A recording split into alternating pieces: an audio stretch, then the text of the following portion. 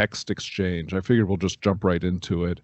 And about China and about the U.S. posture towards China, about some of the domestic political posturing regarding China. And I guess I want to kind of ask you for comment on that, explain how you think about this. But I want to frame it this way, which is, over the past, I don't know, call it, sort of 20-ish years, American and Western attitudes to China have generally been let China into the WTO, right? Get China to be a trading partner. Goes back to the 90s. Correct.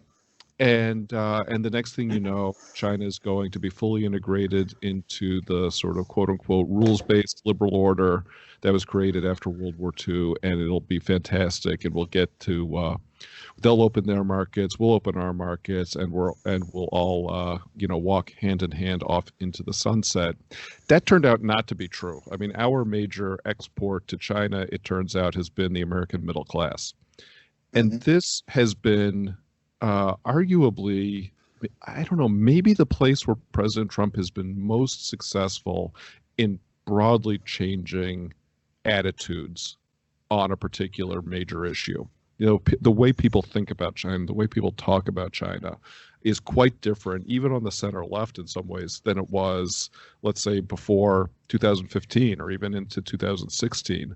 And yet we're not where we need to be with regards to China. And some people maybe have just viewed China as sort of the new Al-Qaeda. In other words, this is how we apply neocon foreign policy, but we just have a new target for it. Is that, you think that's accurate, or how do you think through this? That's a very good question, and I think the reality of it is complicated. I think you have to look at it from two perspectives. One is the kind of first order direct perspective, and on that note, China is a geopolitical adversary. We should take them seriously. And I would say that one of the more productive aspects of the Trump administration, or the Trump phenomenon, is reorienting our concern and consciousness toward the threat of China and everything that it entails. So that's the first order element. But there's also a second order kind of meta element that governs the discussion about China, and particularly how it evinces itself in political discourse in America. And that's what I'm concerned about. And because this is seemingly an emerging force in our discourse, I like to raise notes of caution. And I just see this aspect of American politics in which the machine can turn everything into a grift, everything into something fake.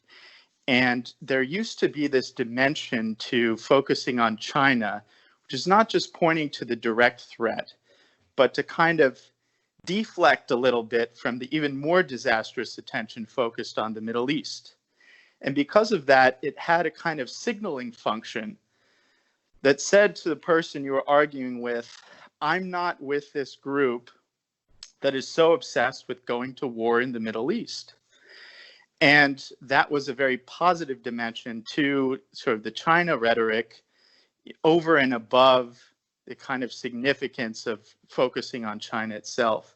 I think that signaling is largely diminished, and unfortunately, far from deflecting from focus on the Middle East, focus on China now kind of serves a different deflecting function, and that is deflecting from the state of politics and lack of leadership within the United States.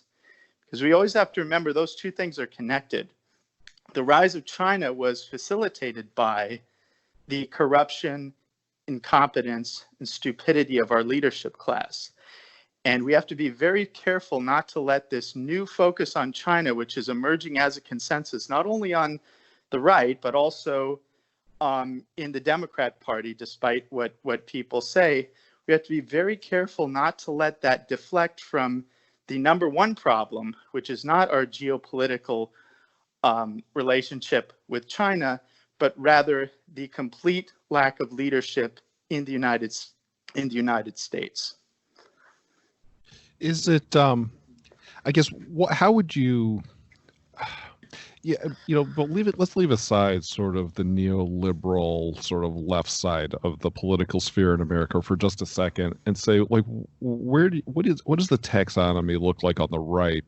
Broadly speaking, of how different parts of the right view China, and would be an appropriate relationship with China. What would be Right. an appropriate response to China? How does that shake out? Well, I mean, I think a lot of what I see is positive. And, what I see is almost a convergence of concern on the right, at least, that, China is a threat.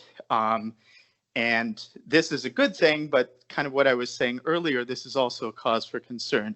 Case in point, a recent public pronouncement by kind of social climber, semi-neocon Nikki Haley, who is saying, oh, we need to be strong against China. I forget the exact wording. The point is that once you have Nikki Haley on the China hawk beat, you've kind of jumped the shark. And there's a lot of reason to be cautious. You have people like Nikki Haley and Marco Rubio and all of these people who very comfortably fall in line into this new narrative, sort of repackaging a lot of the old nonsense in something that sounds America firsty. And so it's good that it's easy to say that China's a threat, and we should take real proactive steps to addressing that threat in concrete terms. But I think the fact that there's such convergence building kind of can distract from deeper problems. Namely, if we have this basically the same leadership class that allowed for China to rise in the way it did, simply changing their tune and changing their vocabulary to accommodate the kind of the America first posture in relation to China isn't going to be enough. You're going to have the same incompetent, corrupt people running things, irrespective of whatever new kind of vocabulary or ideological clothing they decide to garb themselves in at the present moment. Yeah, I mean, when you come to somebody like a Nikki Haley, when I hear her talk about this, or some of the other sort of neocon or quasi or neocon adjacent, as they say, folks talking about China, I always get this sense that they grabbed an old speech about Iran and they just did a find and replace, and any place that said Iran, they just stuck China in there, and then maybe threw a few MAGA jargony phrases in to make to make people buy into it. But China's, like, first of all, the American policy towards Iran has not exactly been a resounding success. Correct. Second of all, China is much larger, much more powerful, and it just poses a different type of threat than Iran ever did in the first place. Regardless of how you think about Iran, China's just a completely different fact set. Right. Well, I don't know. I guess I'll let you comment on that. Well, yeah, I mean, I agree. And I think even and especially if one takes China seriously as a geopolitical threat, one should conclude, as I have, that in order to address China or anything, we have to clean house in America. As much as people would like to deflect by pointing to Xi, pointing to the Uyghurs or whatever, the human rights outrage of the week is, it's not the Chinese who forced our leaders to sell us out. Trump pointed this out in the campaign. It's not the Chinese, even though we like to use the term China flu or whatever, it's not the Chinese that forced our idiot leaders to lock down the country over COVID indefinitely, leading to profoundly negative economic ramifications. It's not the Chinese who either supported the robbing and rioting and looting and burning down of American cities as a result of a convicted felon and drug addict who unfortunately perished after having been arrested by the police. It's not the Chinese that forced or encouraged that to happen, or for that matter, the Chinese who are using whatever secret Chinese voodoo they might have to instill a spirit of weakness and inefficacy in our joke Republican leaders who have done nothing about it. And so while I do think that China is a threat, should be taken seriously, the present state of this country, which is a total disaster and joke, there's no way we are going to marshal the resources and will and effectiveness to deal with this threat in its present state. And especially in a time where you look around and you see not only traditionally left-wing institutions like the media, celebrities, Hollywood, corporate, full spectrum of corporate America and so forth, effectively or literally taking a knee for this riot movement, you also see very high-level officials in the military taking a knee. You see officials in the FBI taking a knee. You even see police officers taking a knee. And you're just not going to beat China with that type of pathetic leadership. And so while China is our enemy in many respects, China is a threat and geopolitical adversary, Americans must never lose sight of the fact that the true enemy of America is not the CCP, not any foreign adversary. Ultimately, the true enemies of the American people are the people and institutions that control America. So, yeah, this is, I mean, one of the concerns just one of these things that, a concern I have, or it's just something that kind of makes me itch when I hear it is, for instance, when it comes to China, it's always sort of the hand-wringing about what's going on in the South China Sea or what's going on with the Uyghurs, or we need to build 3 new aircraft carrier groups to patrol the South China Sea. But that all strikes me as, first of all, not the response, not an effective response to the actual threat that China poses to this country. That's number one. And number two, it's just, it becomes a distraction from solutions to the threat that China actually is. I mean, it's sort of, you intoxicate people with this idea of American moral superiority, and look at what we're doing for the Uyghurs by deploying these battle groups into the South China Sea. But in the meantime, have median wages risen? Has the middle class grown? Is there any more manufacturing in the heartland? No. Right. And that, I think that's totally consistent with my diagnosis that the China rhetoric and China saber rattling, like everything else pertaining to the political discourse in this country, is totally seized by this ridiculous moral inversion that it's not only fake, but it in many ways is counterproductive.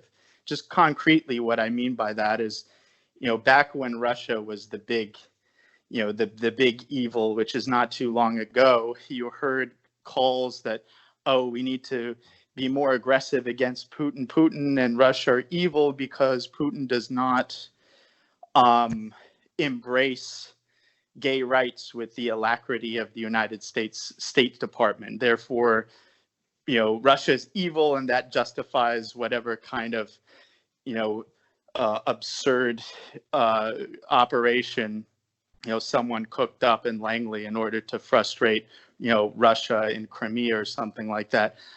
Just given how dumb the discourse is now, I could imagine, somebody like, Rubio or others saying, we really need to go after China. The Black Lives Matter movement is not only important internally, but look at the abuses of the Chinese in the Congo. They are treating these Black lives with injustice, and therefore we need to go after the Chinese because they violate the precepts of Black Lives Matter, which gets to the ultimate problem that everything has to loop into this just really simplistic, dumb, counterproductive, and poisonous moral framework that totally determines everything in our domestic politics has ultimately to express itself in the way we talk about foreign policy. And until we can kind of overcome this fake moral straitjacket that has led to the disastrous condition that we're in, we're not going to be able to do anything. We're not even going to be able to protect our own cities while police officers and high-ranking military officials take a knee to criminals. We're not going to be able to hold the South China Sea with these incompetent and weak people.